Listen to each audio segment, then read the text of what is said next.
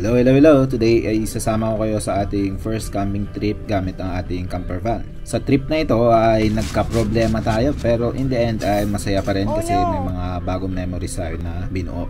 As long as makakauwi naman tayo ng safe ay ayos na yun.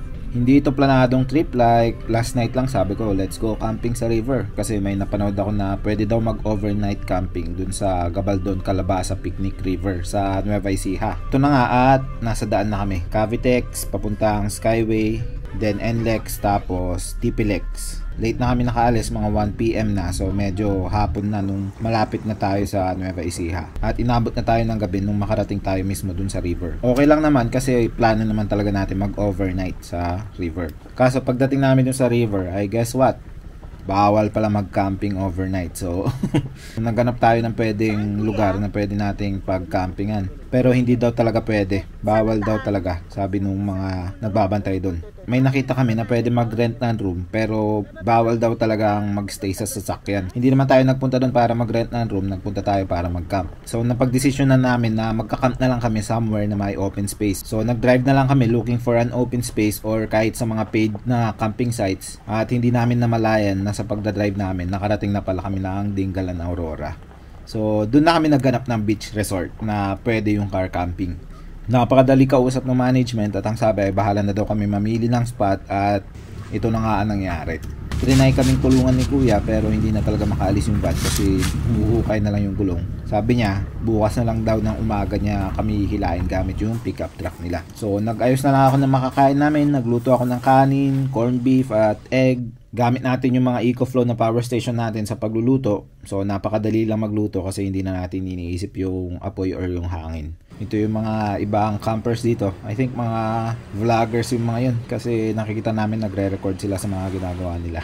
Nagbayad din pala ako ng 300 pesos para sa tent pitching pero hindi na kami nag-tent kasi hassle mag-tent lalo kung umuulan. Maambon kasi that time. Kaya naman tayo naglagay ng bed sa van para hindi talaga tayo mag-tent kasi nga hassle mag-setup at magligpit ng tent. Sa van, hihiga ka na lang. Tingnan nyo kung gaano kami kalapit sa dagat. Malapit na tayong abutin ng tubig dagat. After a while ay natulog na din kami sa loob ng van. Gising si Papi. Hindi, tulog siya. And then kinaumagahan, nagising ako ng maaga para sana panoorin yung sunrise pero umuulan pa rin. Kaya wala rin kami nakita. Tignan nyo, ganyan kami kalapit sa dagat. Bumaba na yung tubig, mas mataas pa yung kanina. Magluluto na sana ako ng pancakes and eggs and hot dogs para sa breakfast natin. Pero nalobat na pala yung EcoFlow Delta natin. Napakalakas kasi kumain ng induction cooker. Buti na lang at yung bagong EcoFlow River 3 Max Plus natin ay may charge pa at yung gamit nating mini rice cooker ay mahina lang yung power na ginagamit niya. Kaya yun ang ginamit ko sa pagluluto ng noodles at hotdog. After kumain, nagtampisan muna tayo sa dagat kahit sabi nila na bawal daw maligo dito. I think dahil may mga malalaking bato sa dalampasigan at delikado if mahahampas ka ng alon sa mga bato na yun. Pero sabi naman ng may-ari ng beach resort ay okay lang naman daw maligo. Maya pa ay lumabas na yung araw. At syempre pag may araw dapat i-harvest natin. Ang dala natin ngayon na solar panel ay yung 160 watts na EcoFlow portable solar panel. Gagamitin natin siya pang charge sa EcoFlow River 3 Max Plus natin. Unbox lang natin. At ito ay yung MC4 to XT60 na connector. Set up lang natin yung solar panels natin.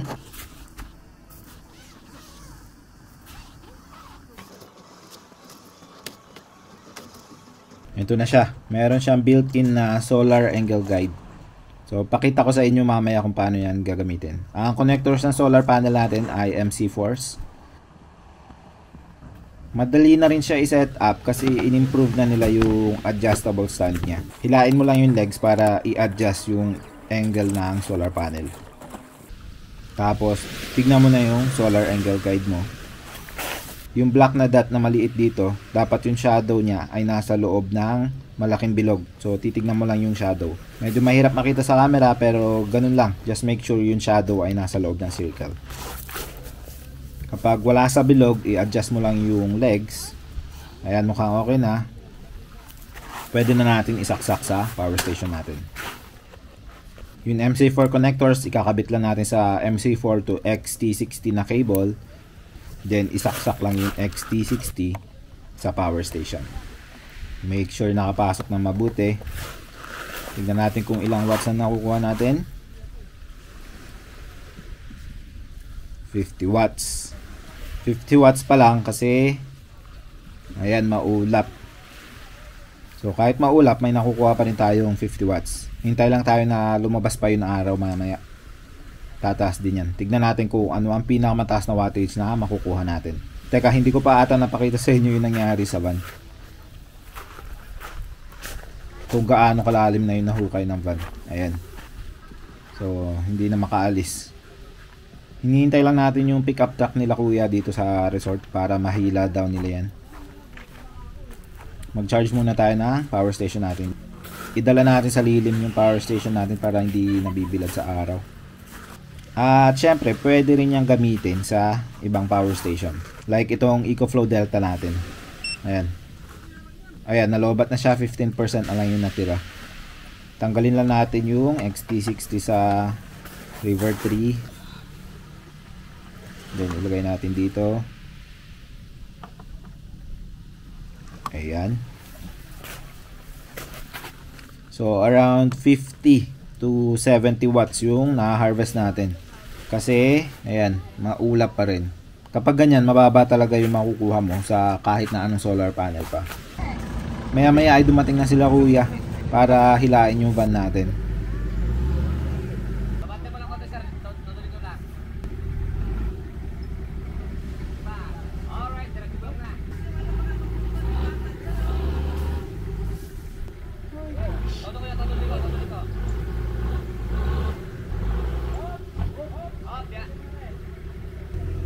Nabunggo ko pa yung mga gamit namin.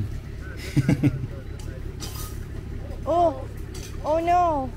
I think nalaglag yung rice cooker at yung power station, pero wala naman nasira.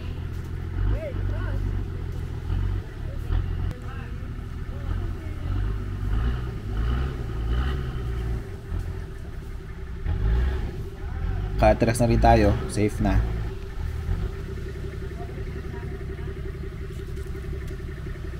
No way, please, let's play. I need a playmate. I need the playmate. Nag-ayos lang kami ng gamit, tapos nagpalipad ang drone para makita natin yung lugar na pinuntahan natin. Tapos nagpaalam na rin tayo sa beach resort dahil pupunta na tayo sa original na gusto natin puntahan. Yun ay yung Calabasa Picnic River.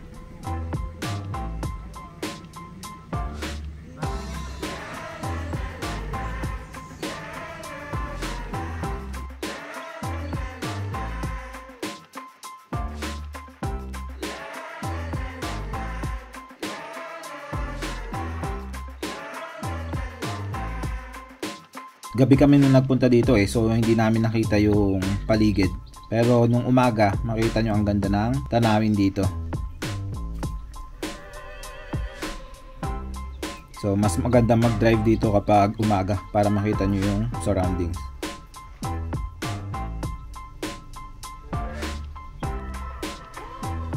At after ng short na biyahe ay nakarating na rin kami sa Calabasa Picnic River. If gusto mo mag-park sa tabi ng ilog ay kailangan mo mag-rent ng cottage. Kasi kung hindi ka magre-rent ay sa gitna ka lang pwede mag-park. So nag-rent kami ng cottage which is 500 pesos. Sa dulo kami nag-park kasi dun lang pwede maipasok ang sasakyan na malapit sa ilog. Yung cottages kasi tabi-tabi talaga at hindi mo maipapasok yung sasakyan. Maya-maya lang ay nag-set up na ako ng awning at ng table natin para makapagluto na tayo ng tanghalian. Hindi tayo nakabili ng iba nating iluluto. So rice, hotdog at seafood noodles ulit yung iluluto natin. Binili pa namin yan sa daan sa Alphamart. Wala namin makitang mapagbibilhan ng pagkain. In the future, for sure, mas magiging prepared na tayo sa pagkain. Talagang biglaan lang kasi yung biyahe na ito kaya madami tayong nakalimutan dalhin. Pero sa mga gamit na dinala natin ay natuwa talaga ako sa mini rice cooker natin kasi pwede siya gamitin pang luto ng kung ano-ano. At hindi masyado malakas yung kuryente na ginagamit niya kaya kayang-kaya siya i-power ng ating EcoFlow River 3 Max Plus. So ayan, nagluto tayo ng hotdog, noodles at rice at meron pa tayong tuyo. Masarap naman yung pagkain kahit na simple lang. I think basta nagka-camping ka, sumasarap yung pagkain eh. Sinet up na rin ulit natin yung EcoFlow na 160 watt solar panel natin para sure na hindi tayo maubusan ng power. At ayan, nakita na rin natin na kaya niya abutin talaga yung 160 watts na harvest. Up to 25% conversion efficiency kasi itong solar panel na ito ng EcoFlow. Napaka-efficient niya na, mas mataas na yung harvest niya compared sa ibang solar panel. Umaabot talaga siya hanggang 160 watts. Usually yung ibang solar panels nasa 18 to 21% efficiency lang. Ito nasa 25%.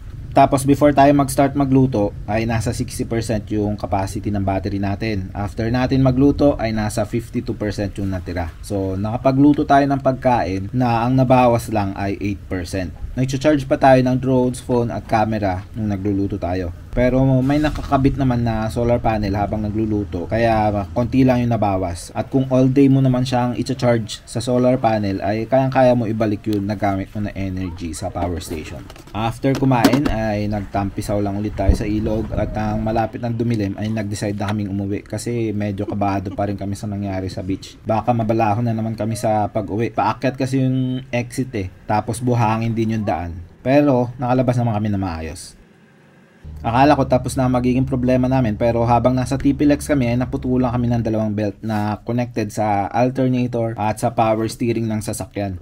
Since yung makina nito ay TD42 na, ay hindi naman talaga critical yung issue, yung pagkaputol ng belt. Since dalawa yung belt ng alternator, so isa lang yung naputol, so gumagana pa yung alternator natin. And even if maputol man silang dalawa, aandar pa naman yung makina natin kahit hindi gumagana yung alternator. Kaya gusto ko yung makina na to eh, kasi old school siya na kayang tumakbo on its own. Ang mahirap lang talaga ay yung wala tayong power steering. As in pawis steering talaga. Hindi mo maiikot kung hindi mo maandar yung sasakyan, as in ang bigat. Pero sa awa ng Diyos ay nakauwi naman tayo na maayos.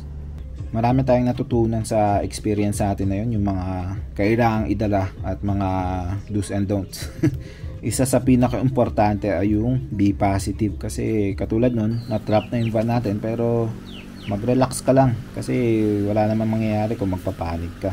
Tapos isa sa favorite combo ko na ngayon ay yung mini rice cooker natin at yung EcoFlow River 3 power station natin. If solo camper ka, okay na okay yung setup na yan. Yung power station ay meron siyang enough energy para makapagluto ka if ayaw mo gumamit ng butane. Yung link sa EcoFlow power station at sa solar panel at dun din sa mini rice cooker natin ay ilalagay natin sa description box below at sa pinned comment below. So yan na po muna sa ngayon. If may katanungan pa kayo, leave lang po kayo ng comment below. Don't forget to like and subscribe, and I will see you again next time. Bye!